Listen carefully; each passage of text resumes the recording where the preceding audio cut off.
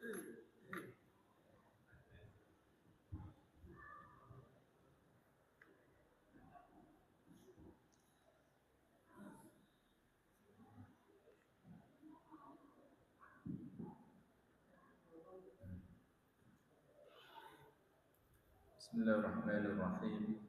Assalamualaikum warahmatullahi wabarakatuh. Innal hamdalillah nahmaduhu wa nasta'inuhu wa nastahdihi wa nastaghfiruhu wa natubu ilaih. Wa na'udzu billahi min syururi anfusina wa sayyiati a'malina. May yahdihillahu fala mudilla lahu wa may yudlilhu fala hadiya lahu. Asyhadu an la ilaha illallah wahdahu la syarika lah wa asyhadu anna Muhammadan abduhu wa rasuluhu la nabiyya ba'dah amma ba'd.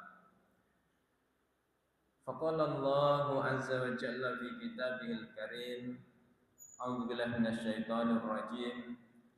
Walladzina tabawwa'ud dara wal imana min qablihim yuhibbuna man hajara ilaihim ولا يجدون في صدورهم حاجة مما أوتوا ويؤثرون على أنفسهم ولو كان بهم خصاصة ومن يوق شح نفسه فأولئك هم المفلحون. Hadirin hadirat, Bapak Ibu para jamaah Masjid Al-Muhajirin yang dimuliakan Allah Subhanahu wa taala. Alhamdulillah, kita bersyukur kehadirat Allah. Kita dihimpun oleh Allah pada sore hari ini untuk beribadah kepada Allah, memakmurkan rumahnya, sholat berjamaah, dan duduk sejenak di majelis ilmu, berinteraksi dengan hadis-hadis Rasulullah sallallahu alaihi wasallam. Mudah-mudahan interaksi kita terhadap hadis Rasulullah sallallahu alaihi wasallam menjadi bukti kecintaan kita semuanya terhadap beliau, dan mudah-mudahan dengan ini kelak kita meraih syafaat beliau di hari kiamat. Jamaah dimuliakan oleh Allah, mari kita lanjutkan interaksi kita terhadap kitab Al-Arba'in An-Nawawiyah yang dihimpun oleh Al-Imam Muhyiddin Abu Zakaria Yahya bin Sharaf An-Nawawi Ad-Dimashqi Asy-Syafi'i. Kita sampai pada hadis yang ke-15. An Abi Hurairah radhiyallahu anhu qala Rasulullah sallallahu alaihi wasallam, man kana yu'minu billahi wal yaumil akhir falyaqul khairan aw liyasmut, wa man kana yu'minu billahi wal yaumil akhir falyukrim jarahu, wa man kana yu'minu billahi wal yaumil akhir falyukrim dhaifahu. Rawahul Bukhari wa Muslim. Dari Abu Hurairah, semoga Allah meridainya, beliau berkata bahwa Rasulullah sallallahu alaihi wasallam bersabda, siapa yang beriman kepada Allah dan hari kiamat, maka hendaklah dia berkata yang baik atau diam. Siapa yang beriman kepada Allah dan hari kiamat, maka hendaknya dia memuliakan tetangganya. Dan siapa yang beriman kepada Allah dan hari kiamat, maka hendaknya dia memuliakan tamunya. Hadis ini diriwayatkan oleh Imam Bukhari dan Imam Muslim. Jemaah dimuliakan oleh Allah, mari kita berinteraksi dengan hadis ini dari awalnya hingga akhirnya. Sanad hadis ini berasal dari Abu Hurairah radhiyallahu anhu, sahabat yang kesungguhannya terhadap hadis dipuji langsung oleh Rasulullah sallallahu alaihi wasallam. Maka satu ketika Abu Hurairah bertanya kepada Rasulullah sallallahu alaihi wasallam, "Ya Rasulullah, man as'adun nasi bi syafa'atika yaumal qiyamah?" Siapakah orang yang paling berbahagia meraih syafaatmu kelak di hari kiamat? Maka beliau tidak langsung menjawab. Beliau memuji ketekunan Abu Hurairah radhiyallahu anhu. Laqad dhanantu annahu la yas'alu an hadzal hadits ahadun ghairuk. Lima araftu min hirsika 'alal hadits. Aku sudah yakin tidak akan ada yang bertanya tentang ini orang yang lebih awal dibandingkan engkau. Karena aku tahu persis kesungguhanmu terhadap hadis-hadisku. Begitu pujian Nabi terhadap Abu Hurairah. Baru beliau menjawab pertanyaannya.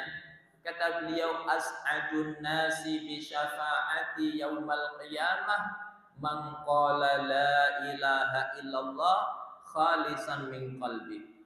Orang yang paling berbahagia dengan syafaatku kelak di hari kiamat, yaitu yang mengucapkan la ilaha illallah tulus dari dalam hatinya. Maka Abu Hurairah radhiyallahu anhu kemudian menjadi sahabat yang paling banyak meriwayatkan hadis Nabi. Lebih dari 5.000 hadis itu diriwayatkan oleh Abu Hurairah dari Rasulullah sallallahu alaihi wasallam. Kemudian apa isi hadis-hadis tadi? Pertama, yaitu bahwa keimanan erat sekali hubungannya dengan amal saleh. Orang yang imannya baik, maka dia akan banyak mengerjakan amal-amal saleh. Makanya Imam Muslim memasukkan hadis ini ke dalam Kitabul Iman, kitab tentang keimanan. Ini isyarat bahwa iman erat hubungannya dengan amal-amal saleh. Makanya dalam Al-Quran berulang kali Allah menyandingkan kata iman itu dengan amal saleh. Wal asr innal insana lafi khusr illa alladzina amanu wa amilus salihat. Jadi iman yang baik akan menghadirkan banyak amal-amal saleh di dalam kehidupannya. Maka alhamdulillah pada malam hari ini, meskipun ini libur yang panjang, banyak saudara kita menghabiskannya untuk jalan-jalan. Tapi ada sekelompok kaum muslimin di Keranggan Permai memilih untuk menghabiskan liburannya dengan beribadah kepada Allah. Mudah-mudahan ini isyarat kebaikan iman di hati kita semuanya. Ini pertama. Kedua, jamaah yang dimuliakan oleh Allah, kebaikan iman itu mencakup dua dimensi sekaligus, hablum minallah dan juga hablum minan nas. Hablum minallah contohnya salat 5 waktu, kemudian tilawah Al-Quran, berzikir kepada Allah. Ini seluruhnya adalah hablum minallah. Kemudian juga mencakup hablum minan nas, seperti yang disebutkan di dalam hadis ini, di antaranya berbicara yang baik kepada manusia, memuliakan tetangga, kemudian memuliakan tamu, dan hablum minan nas yang lainnya. Orang yang imannya baik maka hablum minallah baik, hablum minan nas juga baik. Dan kesuksesan seseorang di akhirat itu ditentukan oleh dua dimensi tadi. Enggak cukup hanya hablum minallah, yang penting sudah sholat, yang penting sudah ngaji, belum cukup. Maka Rasulullah Sallallahu Alaihi Wasallam satu ketika ditanya oleh para sahabat tentang wanita yang ahli ibadah. Kalau kita mendengar istilah ahli ibadah, maka ketahuilah standarnya itu dua. Orang disebut ahli ibadah ketika dua standar ini terpenuhi. Pertama, kalau siang puasa sunnah, kalau malam qiyamul lail, ini baru dikatakan ahli ibadah. Maka Rasulullah ditanya, ya Rasulullah, inna fulanah tasumun nahar wa taqumul lail. Ya Rasul, ada seorang wanita kalau siang puasa sunnah, kalau malam qiyamul lail, berarti dia wanita yang ahli ibadah. Tapi wa tu'zi jaraha bilisaniha, tapi dia gemar menyakiti tetangganya dengan lisannya. Maka apa kata Nabi? Hiya finnar la khaira fiha, hiya min ahlin nar. Tidak ada kebaikan pada wanita itu. Wanita seperti itu adalah ahli neraka. Jadi iman yang baik tidak sekedar menghadirkan kebaikan dari dimensi hablum minallah, tapi juga hablum minan nas. Makanya kalau kita mengkaji ayat-ayat Al-Quran, begitu Allah berbicara tentang ketakwaan, maka sering dihubungkan dengan dua dimensi. Ada hablum minallah, ada hablum minan nas. Kadang hablum minallah didahulukan, seperti di surat Az-Zariyat, innal muttaqina fi jannatin wa uyun akhidina ma atahum rabbuhum innahum kanu qabla dzalika muhsinin kanu qalilan minal laili ma yahja'un wa bil ashari hum yastaghfirun. Orang-orang yang bertakwa nanti di akhirat meraih surga, di bawahnya mengalir mata air. Apa sebabnya? Mereka ketika di dunia ahli kebaikan. Apa bentuk kebaikannya? Kalau malam sedikit tidur karena ahli qiyamul lail. Kalau waktu sahur dia istighfar mohon ampun kepada Allah. Ini hablum minallah apa hablum minan nas? Hablum minallah. Baru setelah itu hablum minan nas. Wa fi amwalihim haqqul lisaili wal mahrum. Pada hartanya terdapat hak saudaranya, baik yang meminta maupun yang tidak meminta. Ayat ini isyarat kita diperintahkan oleh Allah untuk sensitif. Ada saudara kita yang sanggup meminta ketika dia mengalami kesulitan ekonomi. Tapi ada sekelompok manusia yang rasa malunya kepada Allah teramat besar. Meskipun hidupnya sulit, dia malu untuk meminta kepada manusia. Makanya kata Imam Asy-Syafi'i ketika didatangi oleh sahabatnya yang minjem duit, kan wajar kawan minjem duit ke kawan. Maka Imam Asy-Syafi'i menangis sampai kawannya merasa iba. Kawannya berkata, kalau engkau menangis gara-gara aku minjem duit, ya sudah aku nggak jadi minjem duit. Jadi kalau bapak ingin uangnya nggak dipinjem, maka rumusnya kalau ada orang minjem nangis, insya Allah nggak jadi minjem.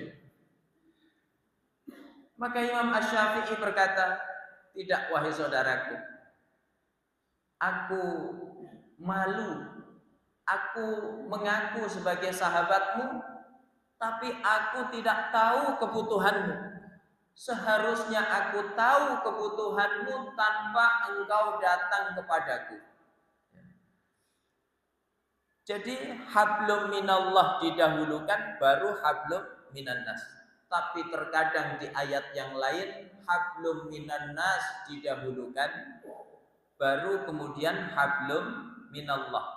Wasari'u ila maghfiratin mir rabbikum wa jannatin arduhas samawati wal ard uiddat lil muttaqin alladzina yunfiquna fis sarra wad dharra wal kadhiminal ghaidh wal afina 'anil nas wallahu yuhibbul muhsinin.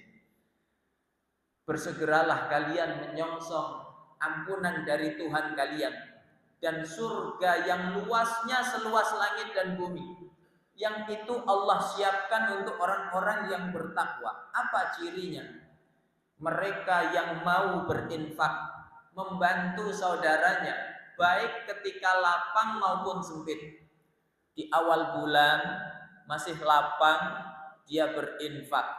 Di akhir bulan tinggal sisa perjuangan, dia pun tetap berinfak sekalipun nominalnya beda. Itu karakter orang yang bertakwa.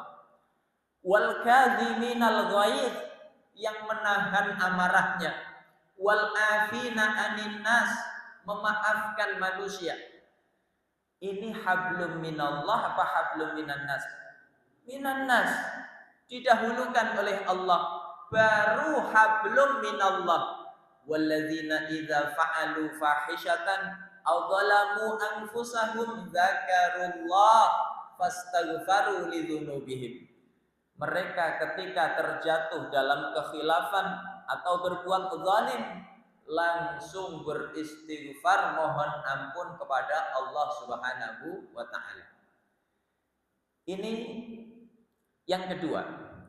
Yang ketiga, jamaah yang dimuliakan oleh Allah, yaitu pentingnya 3 kebaikan yang dijelaskan oleh Nabi dalam hadis ini. Kebaikan pertama yaitu berbicara yang baik. Kalau tidak sanggup maka diam.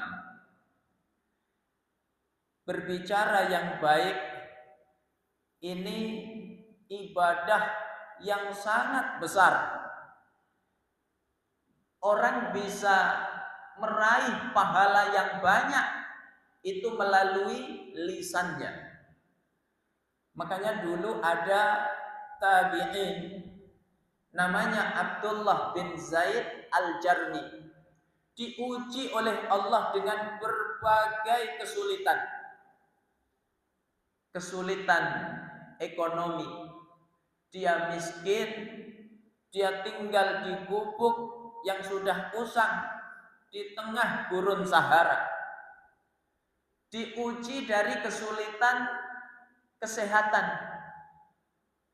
Dia mengalami lumpuh, sekujur tubuhnya tidak bisa digerakkan.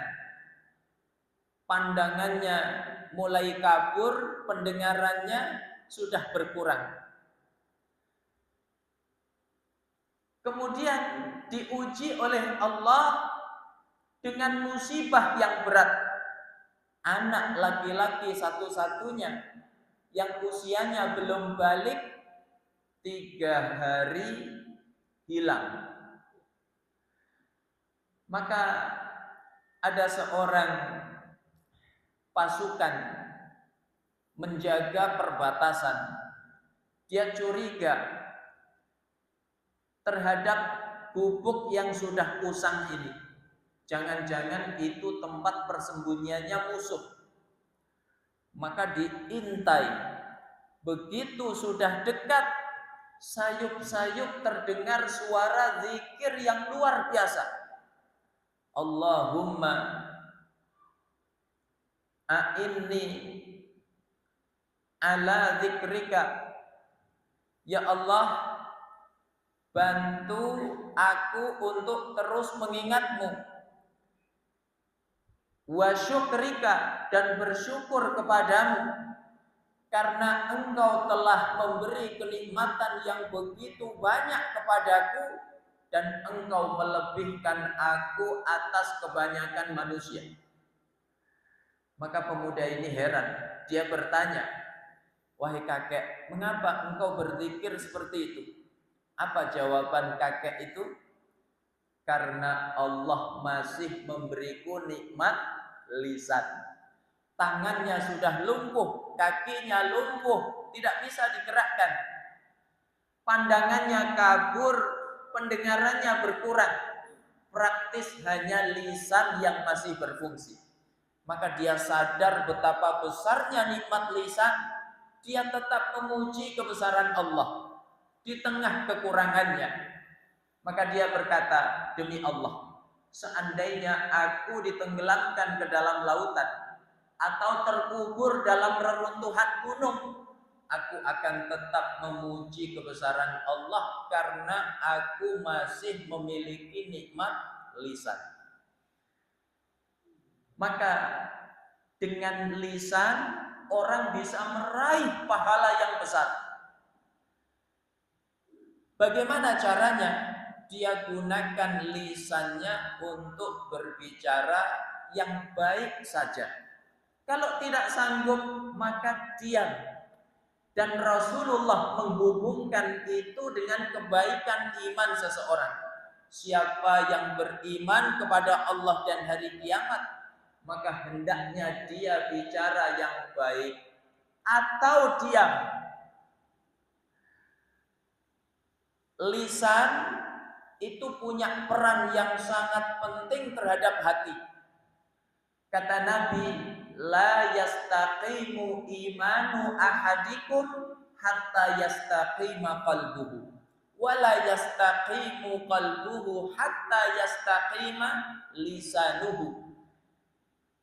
Tidak akan lurus iman seseorang sampai hatinya lurus, dan tidak akan lurus hati seseorang sampai lisannya lurus. Maka orang ketika menjaga lisan, secara tidak langsung dia telah menjaga hati. Dan apa yang dibiasakan oleh lisan itu akan mengkondisikan hatinya baik atau tidak. Orang biasa bicara yang baik, maka insya Allah hatinya akan ikut baik. Tapi sebaliknya, orang biasa membicarakan yang buruk, maka hatinya pun akan ikut buruk.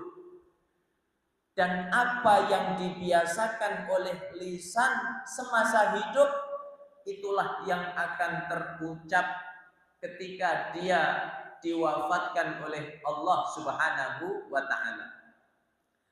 Maka jamaah yang dimuliakan oleh Allah, ada ulama ahli hadis namanya Imam Abu Zur'ah Ar-Razi. Semasa hidup lisannya banyak berinteraksi dengan hadis-hadis Nabi. Maka wafatnya pun saat berinteraksi dengan hadis Nabi. Ketika beliau mengalami ihtidar, sebuah kondisi yang ajal itu sudah dekat. Murid-muridnya datang menjenguknya. Murid-muridnya malu, sungkan untuk mentalqin beliau dengan la ilaha illallah. Apa sebabnya? Ini yang mau wafat bukan orang sembarangan. Dia ulama besar, ahli hadis. Akhirnya muridnya berinisiatif, begini saja. Guru kita semasa hidup mencintai hadis Nabi, mendakwahkan hadis Nabi. Lisan beliau banyak berinteraksi dengan hadis Nabi. Ayo kita baca hadis tentang keutamaan mengucapkan la ilaha illallah di akhir hayat. Maka dibacakan lengkap beserta sanadnya. Haddatsana fulan, haddatsana fulan, haddatsana fulan. Belum selesai sanad hadis dibaca, Imam Abu Zur'ah Ar-Razi yang kondisinya saat itu sudah lemah minta dibantu duduk. Beliau langsung merespon sanad hadis yang belum selesai tadi. Begitu orang yang kecintaannya terhadap hadis, kecenderungannya terhadap hadis, dibacakan hadis langsung connect, langsung nyambung. Sama seperti sebagian orang di sini nggak ada, Pak. Kadang di luar ada yang hobinya itu musik, maka baru dengar mukaddimahnya langsung nyambung, ya. Hafalannya mutqin, nggak ada salah satu huruf pun. Imam Abu Zur'ah Ar-Razi karena kegemarannya hadis, dibacakan sanad hadis langsung nyambung. Beliau minta dibantu duduk, maka didudukkanlah beliau. Lalu beliau lanjutkan sanad hadis yang belum selesai tadi. An Mu'adz bin Jabal radhiyallahu anhu qala Rasulullah sallallahu alaihi wasallam, man kana akhiru kalamihi la ilaha illallah. Siapa yang ucapan terakhirnya adalah la ilaha illallah, begitu sampai pada kalimat ini beliau pun diwafatkan oleh Allah. Apa kelanjutan hadis yang belum selesai tadi? Dakhalal jannah, dia masuk surga. Sebaliknya, orang yang lisannya membiasakan keburukan, jangan-jangan nanti diakhiri oleh Allah kehidupannya di atas keburukan yang biasa dia ucapkan. Imam Ibnul Qayyim mengkisahkan seorang muadzin. Muadzin ini sudah kumandangkan azan 40 tahun lamanya. Lama apa sebentar, Pak? Satu ketika lewatlah seorang wanita yang cantik jelita. Muadzin ini tidak menundukkan pandangannya, maka dia terfitnah oleh kecantikan wanita tadi. Wanita itu bertanya, aina tariqu ila hammami min jab?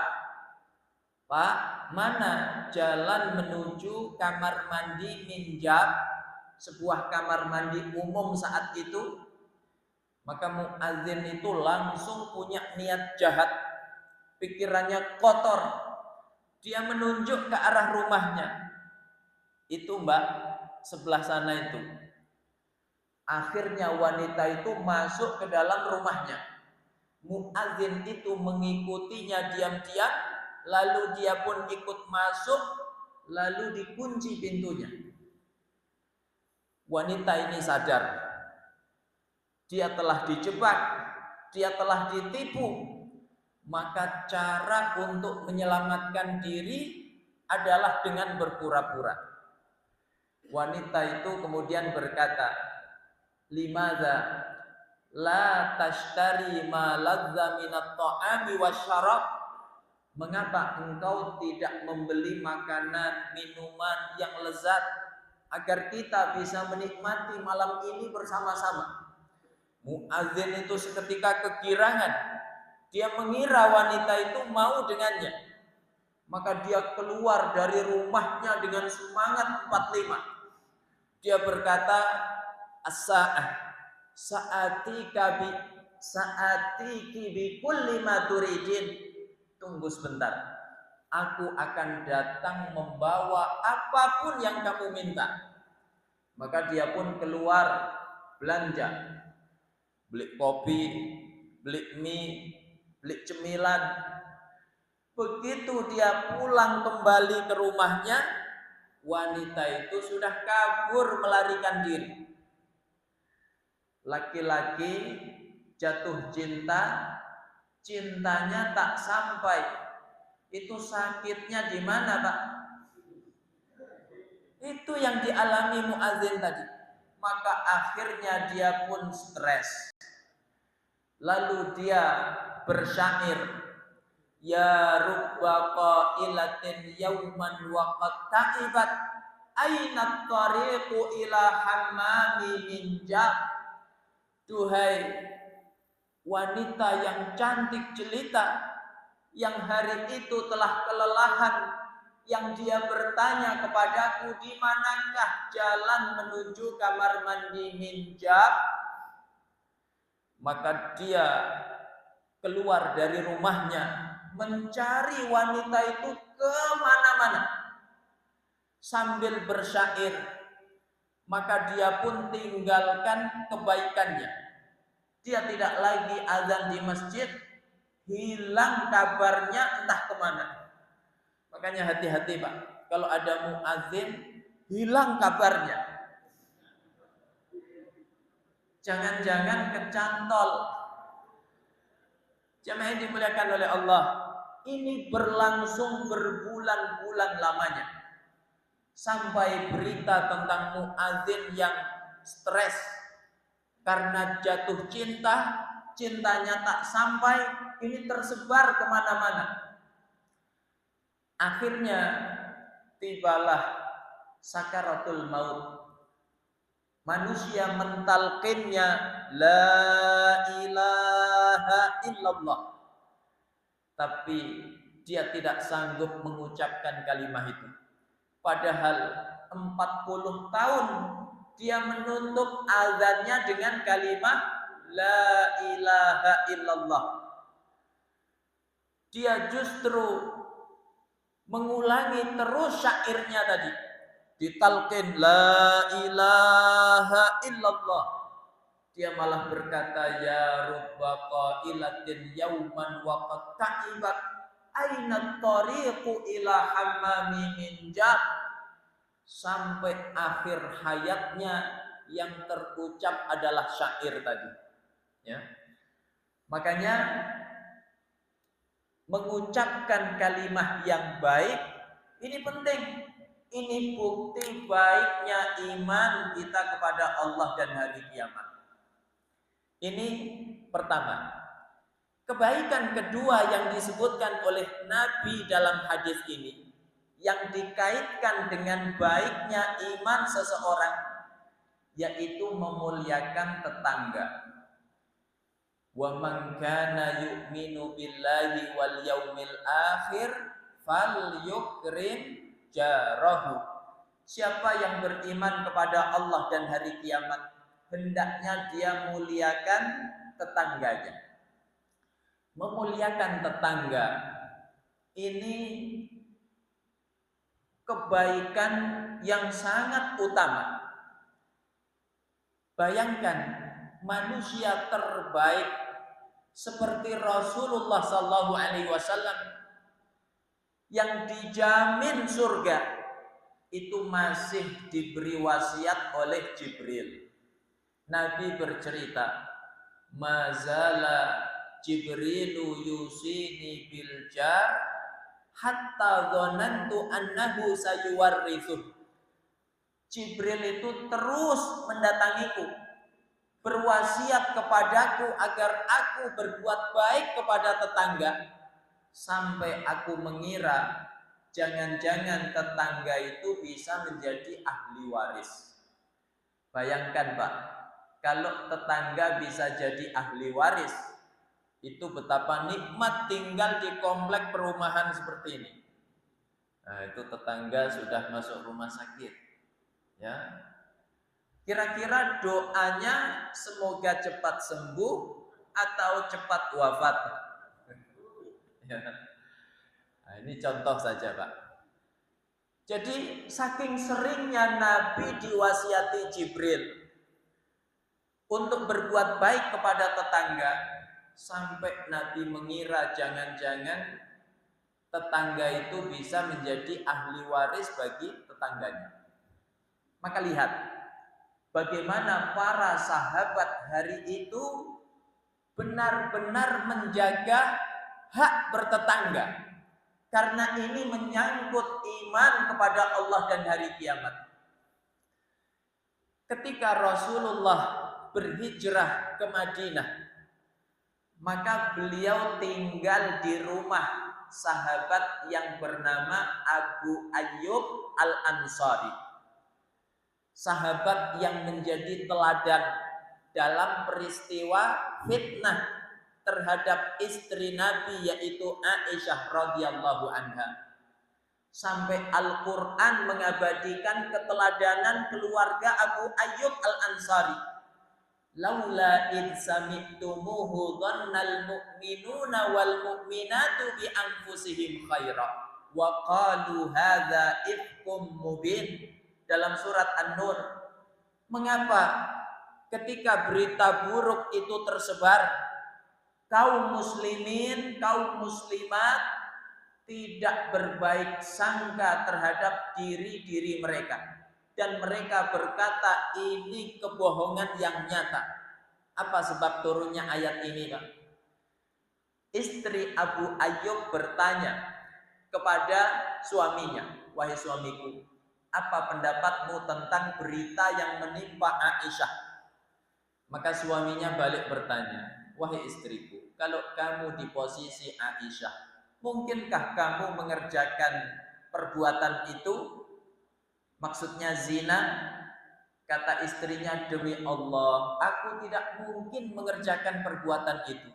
Kata suaminya, ketahuilah wahai istriku, kalau kamu tidak mungkin mengerjakan itu, Aisyah apalagi?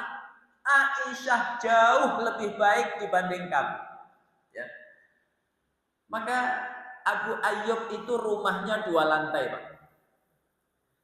Ketika Rasulullah tinggal di rumahnya Abu Ayyub, maka Rasulullah di lantai 1, Abu Ayyub di lantai 2.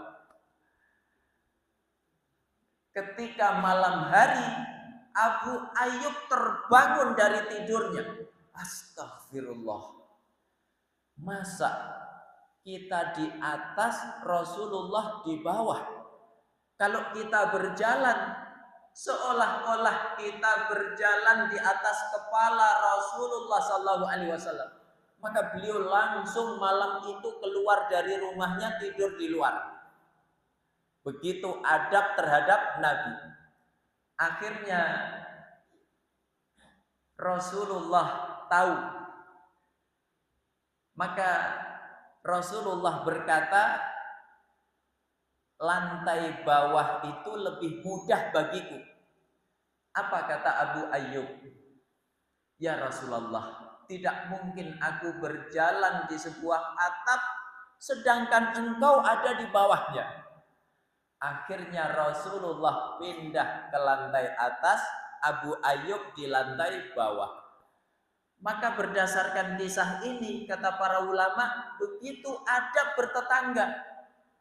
Kalau misalnya modelnya atas bawah, Pak, seperti apartemen atau kita ngontrak, ngekos, ya, mahasiswa ngekos di lantai atas, tuan rumahnya di bawah, maka hendaknya menjaga adab, jangan menimbulkan keributan, karena itu bisa mengganggu yang ada di bawah. Begitu adab seorang Abu Ayyub Al-Ansari, padahal dia tuan rumah, ya. Jemaah yang dimuliakan oleh Allah. Kemudian sahabat seperti Ibnu Umar. Satu ketika Ibnu Umar itu nyembelih kambing. Ibnu Umar punya tetangga yang bukan Muslim, tapi Yahudi. Maka Ibnu Umar terus-menerus bertanya kepada pembantunya, sudahkah kamu mengirim daging ke tetangga yang itu? Ya. Kemudian diingatkan lagi, sudah kamu antar dagingnya ke tetangga yang itu?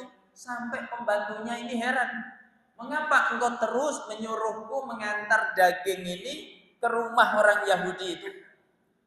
Maka Ibnu Umar membacakan hadis tadi, bahwa Rasulullah terus-menerus didatangi Jibril, diwasiati untuk berbuat baik kepada tetangga. Ya. Bahkan sekalipun ketika tetangga itu buruk, kita tetap diperintahkan untuk menjaga hubungan terhadap tetangga kita. Imam Abu Hanifah, ulama besar, beliau punya tetangga yang jahat. Tetangga ini sering menggunjing Imam Abu Hanifah. Kemudian sering berbuat buruk kepada Imam Abu Hanifah. Satu ketika tetangga ini ditangkap polisi karena urusan hutang piutang. Bapak kalau punya tetangga jahat ditangkap polisi, kira-kira yang terucap alhamdulillah atau innalillah, Pak? Alhamdulillah. Itu kita. Imam Abu Hanifah tidak. Begitu dia mendengar tetangganya masuk penjara, maka Imam Abu Hanifah datang ke kantor polisi. Dia bertanya, apa yang menyebabkan tetanggaku itu masuk penjara? Oh, dia hutang nggak sanggup bayar. Berapa hutangnya? Sekian. Maka Imam Abu Hanifah melunasi hutang-hutang tetangga tadi. Akhirnya dia pun dibebaskan. Orang jahat, lalu ada orang berbuat baik kepada, pasti dia merasa heran. Siapa yang melunasi hutang-hutangku? Perasaan aku nggak pernah berbuat baik sama manusia. Dia heran, kok ada orang yang mau melunasi hutangnya sampai dia terbebas dari penjara. Maka dia mencari tahu siapa yang membayar hutang-hutangmu. Akhirnya dia dapat informasi yang membayar adalah Imam Abu Hanifah. Maka dia kemudian minta maaf kepada Imam Abu Hanifah. Dia berjanji tidak akan mengulangi kesalahannya. Begitu salafun salih selalu menjaga hubungan baik dengan tetangganya. Jadi sekalipun tetangganya jahat, dia tidak membalasnya dengan kejahatan yang sama. Karena urusan kejahatan dia itu Allah yang menghukum, Allah yang menilai. Tapi kewajiban kita adalah berbuat baik kepada tetangga. Maka kalau ada tetangga berbuat jahat kepada tetangganya, dia sedang maksiat kepada Allah.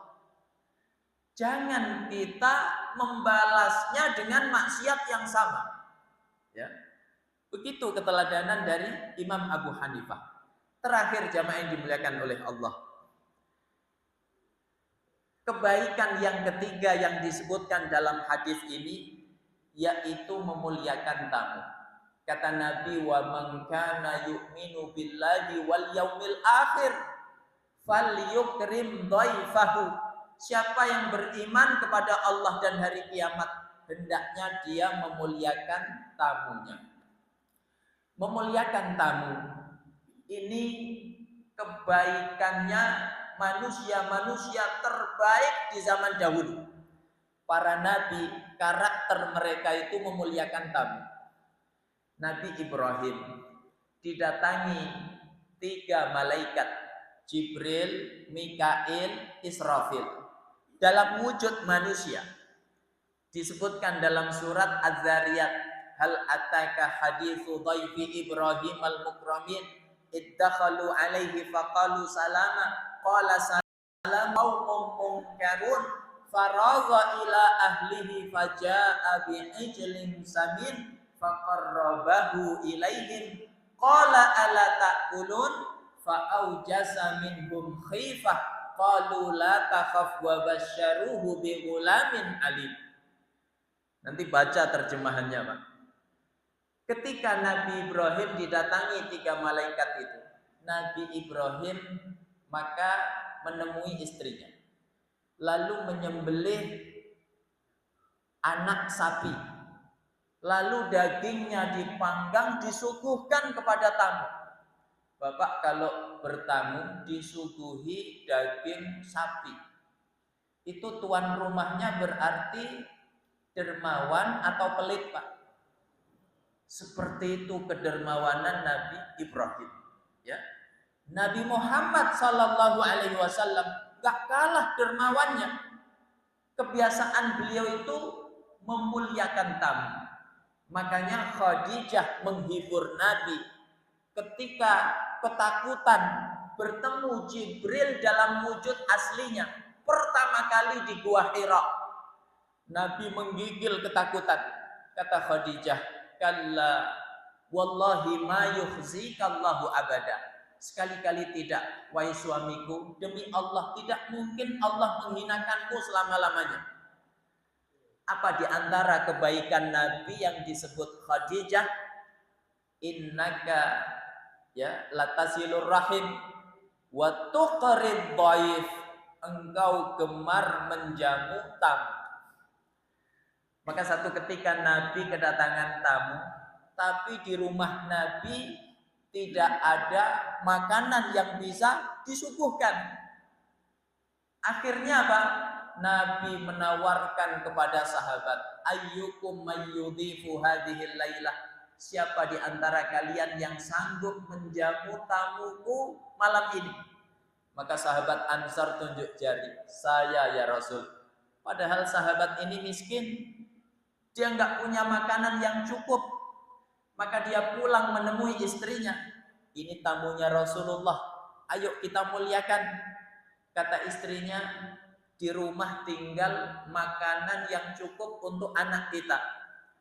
Kata suaminya, tidurkan anak-anak, matikan lampu. Maka tuan rumah pura-pura makan, semua hidangan disuguhkan ke tamu. Tamu tidur dalam keadaan kenyang, tuan rumah menahan lapar. Maka ketika subuh, tuan rumah itu sholat di Masjid Nabawi. Rasulullah memberitahunya, innallaha qad ajiba minka wa ahlika. Ketahuilah, Allah kagum kepadamu dan kepada istrimu. Turunlah ayat 9 surat Al-Hasyr yang saya baca di mukaddimah tadi, ya. Jadi jemaah yang dimuliakan oleh Allah, memuliakan tamu ini sunnah Nabi yang luar biasa, yang dulu generasi terbaik benar-benar menjaganya. Sebagai penutup, disebutkan dalam kitab Syiar A'lamin Nubala, ketika Ibnu Abbas menjadi pemimpin di Basrah, datanglah Abu Ayyub Al-Ansari. Kata Ibnu Abbas, la ajziyannaka, aku akan membalasmu, li'inzalika an-nabiyya sallallahu alaihi wasallam indaka, karena dulu engkau telah menempatkan Rasulullah di rumahmu. Bagaimana Ibnu Abbas menjamu Abu Ayyub? Beliau menghabiskan dana 40.000 dinar. Kalau 1 dinar zaman itu dapat 1 ekor kambing yang paling bagus. Ini sebentar lagi kurban, Pak. 1 kambing harganya berapa? Nah, katakan 3 juta biar mudah ngitungnya. Kali 40.000 berapa itu? 120 M. Itu dihabiskan oleh Ibnu Abbas untuk menjamu siapa? Abu Ayyub Al-Ansari, karena jasanya yang begitu besar kepada Rasulullah SAW. Tidak hanya sampai di situ, setelah itu Ibnu Abbas bertanya, kam alaika minad dain? Wahai Abu Ayyub, kamu punya hutang berapa? Kata Abu Ayyub, Aisyaruna alfi dinar, 20.000 dinar. Banyak apa sedikit, Pak? Maka Ibnu Abbas tidak hanya memberi 20.000 untuk melunasi hutang-hutangnya, tapi 40.000 dinar. Tadi 40.000 sekitar 120 M untuk menjamunya. Lalu dikasih 40.000 lagi senilai 120 M untuk melunasi hutangnya yang cuma sepertiganya, setengahnya. Ya. Tidak hanya sampai di situ, diberi 20 budak dan diberi perabotan rumah tangga.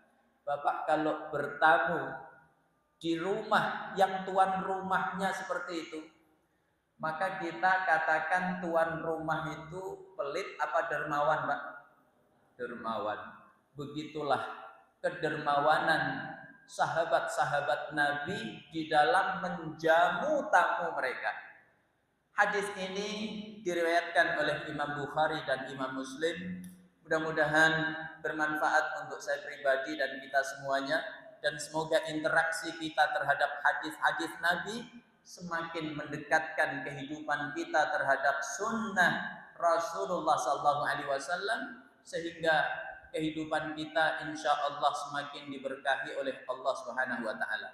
Aqulu qouli hadza wa sallallahu ala nabiyyina Muhammad wa ala alihi wa sahbihi wa sallam wa subhanakallahumma wa bihamdik asyhadu an la ilaha illa anta astaghfiruka wa atubu ilaik. Assalamu alaikum warahmatullahi wabarakatuh.